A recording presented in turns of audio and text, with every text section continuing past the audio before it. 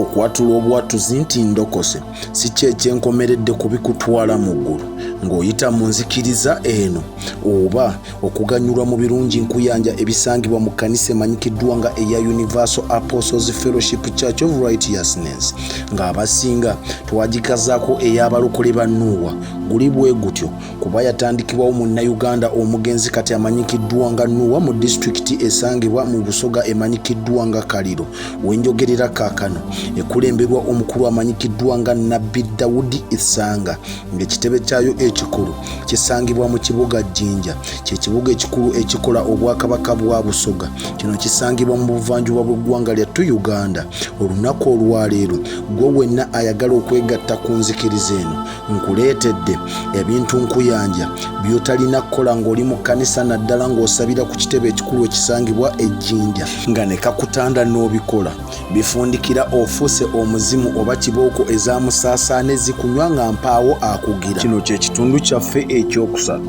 ebyasooka nabikutuusaako nze omwana Soda Kalira Nyumya nga sinatandika omwezi guno gwennyini gwe tulimu ogwamutunda omwaka 2024 ekkanisa eno yabadde ne Crusade Vomwange nga omugenyi omukulu yabadde pulezidenti w'eggwanga lyattu lino Uganda amanyikiddwa nga Yoweri Kaguta Museveni tibuhaabulwa era okujja kwe tekwamanyibwa yadde abakulembeze abalonde abakwasaganya emirimu gya disitulikiti eno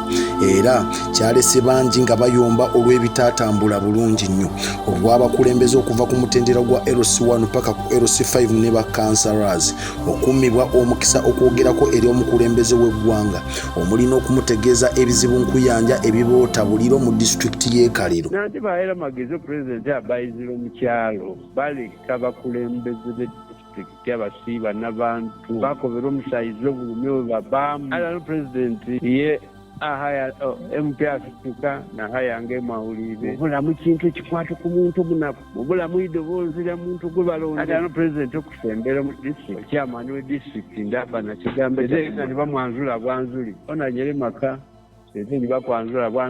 oyo ye ssentebe wa LC5 akwasaganya disitulikiti y'e Kaliro ng'amannya ge ye mukulu Kagoda ntandise ebintu by'otalina kukola ng'oli mu kkanisa eno omukulu Nabbi akwasaganya ekkanisa eno tokkirizibwa muyita mannya ge nti Isanga Dawudi olina okuteekako aka Nabbi Dawudi n'oteekako Dadi Firstborn wa Mungu eyabamba eggulu nga teririko mpagi yadde n'akamu agamannya bw'ogamuyita obeera ku mwanjo nnyo era obeera mutuukirivu ajjudde mu kkanisa eno bw'okkiriza n'okeera ku makya gw'omuzadde n'olokoka naye omwana wo nga tannalokoka tokkirizibwa kuddamu kwetabako naye mu mbeera zonna tokkirizibwa kulya kintu yadde okukwata essente ezivudde gy'ali anti oyo aba akyali muzimu kaabe omwana kasita olokoka omuzadde wo n'ataasalawo kukwegattako naye aba afuuse muzimu era tokkiriza kubeera naye mu mbeera zonna obwenzi bukubibwa kibooko okuviira ddala ku myaka 3 paka emyaka egisembayo abantu gye bakolerako obwenzi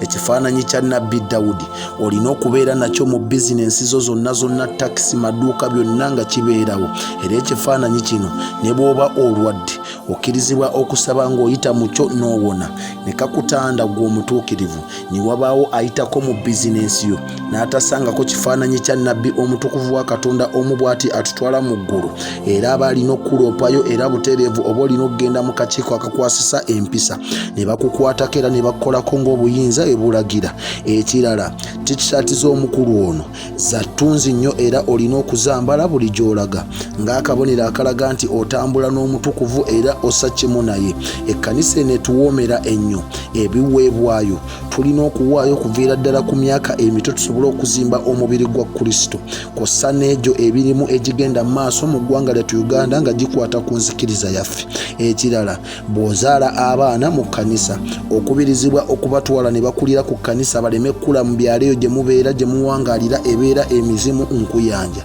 bw'ojeema nga Nabbi asazeewo asiime nti baleete bafuuka mizimu era ogenda mu kakiiko akakwasisa empisa ebintu ebirala nkuyanja ebitakkirizibwa mu kkanisa eno ngenda bikutuusaako tova ku Expo TV TikTok account Omwana Soda ne Facebook Omwana Soda for followinga gwe wenna ayagala otwegattako mu kkanisa eno njagala mbikugambe oleme twegattako ate obikole embooke kaawe ate ogambe saggamba mukama katonda omulungi agira akunkuumira nkomawo n'ekitundu ekyokuna ekikwata ku kkanisa yaffe n'eŋŋanzi eyatandikibwawo mu ggwanga lyattu Uganda. Export TV to the world.